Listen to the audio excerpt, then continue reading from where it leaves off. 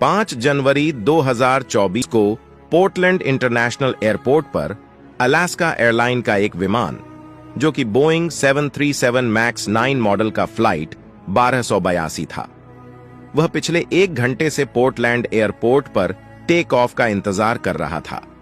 Plane में 174 passenger और 6 crew member सवार हो जाते हैं। पायलट प्लान के सभी चेकलिस्ट को चेक करता है। सभी चेक पूरी करने के बाद पायलट अब एटीसी से टेक ऑफ परमिशन मांगते हैं। एटीसी पायलट को टेक ऑफ का परमिशन दे देता है। पायलट ने एयरपोर्ट गेट से रोल ऑफ प्रोसेस को शुरू किया। प्लान टैक्सीवे से होते हुए रनवे पर आता है और लगभग शाम के 5:07 पर पोर्टलैंड इंटरनेशनल एयरपोर्ट से टेक ऑफ कर जाता है।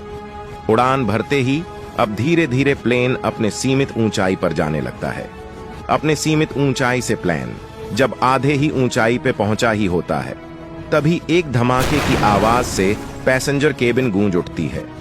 यह धमाका किसी और चीज का नहीं बल्कि प्लेन के एग्जिट डोर का था, जो प्लेन से उखड़कर हवा में उड़ गया था। जब यह दरवाजा प्लेन से उखड़कर हवा में उड़ा, तब प्लेन की ऊंचाई 16,000 फीट थी।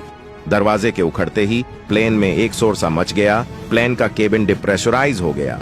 डिप्रेशराइज को हम अगर आसान भाषा में समझे तो धरती में जैसा एयर प्रेशर होता है, ऊंचाई पर जाने पर वैसा एयर प्रेशर नहीं होता है।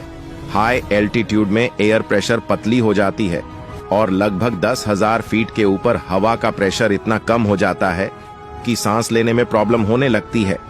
यही वजह है कि प्लेन के अंदर भी हवा भरी जाती है, यानी कि इंसानों के सांस लेने लायक हवा भरी जाती है। प्लेन के अंदर हवा के प्रेशर को मेंटेन किया जाता है ताकि धरती जैसा हवा प्लेन के अंदर भी बना रहे। जैसे ही प्लेन का डोर टूटा, अचानक से प्लेन के अंदर प्रेशराइज एयर बाहर निकल गया और कॉकपिट में प्रेशराइज का अलार्म बजने लगा। साथ ही साथ पायलट को ढेर सारी आवाज सुनाई देने लगी। आपको बता दें, जैसे प्लेन का गेट टूटा वैसे ही आसपास के सीट पर बैठे लोगों के फोन और सारे सामान हवा में उड़ गए। ये जो डोर टूटा था, ये प्लेन के 26वें रो पर था और ठीक उसी रो के सामने एक बच्चा बैठा हुआ था। डोर के उखड़ने के बाद वह बच्चा उस टूटे हुए होल की तरफ खिंचा चला जा रहा था। तभी बगल के सीट पे बैठी उसकी मां ने उसे अपनी तरफ खींचकर पकड़ लिया और वह उसे पूरे फ्लाइट के दौरान कसकर पकड़ी रही। प्लेन का यह डोर उखड़ जाने से 12 सीट डैमेज हो गया, जो उस डोर के पास में था। डोर के सामने सीट नंबर 25 और 26 था। ये दोनों सीट काफी डैमेज हो गया। इसके अलावा जो सीट में हेडरेस्ट लगा हुआ था, वह भी प्लेन के बाहर गिर गया। उधर पायलट ने देखा कि केबिन में डिप्रेशराइज्ड हो चुका है। इसके उखड़ने के तुरंत ही बाद फ्लाइट क्रू ने पायलट से रिपोर्ट किया कि प्लेन का डोर उखड़कर हवा में उड़ गया है। जैसे ही पायलट को इस बारे में पता चलता है, वो तुरंत प्लेन को 16,000 फीट से 10,000 फीट पर लेकर आता है।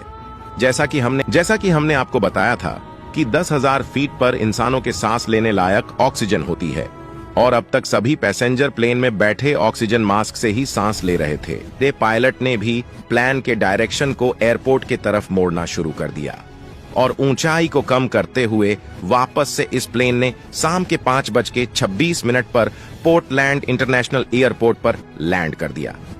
लैंडिंग के दौरान यात्री घबरा गए थे। तेजी से हवा प्लेन से टकरा रही थी। प्लेन में फिट किया हुआ सीट इस तरह से हिलने लगा कि मानो कि अभी हवा में उड़ जाएगा। अलास्का एयरलाइंस की फ्लाइट संख्या 1282 के लिए बोइंग के 737 मैक्स 9 विमान का इस्तेमाल किया गया था। इसे नवंबर 2023 में ही फेडरल एविएशन अथॉरिटी से मंजूरी मिली थी।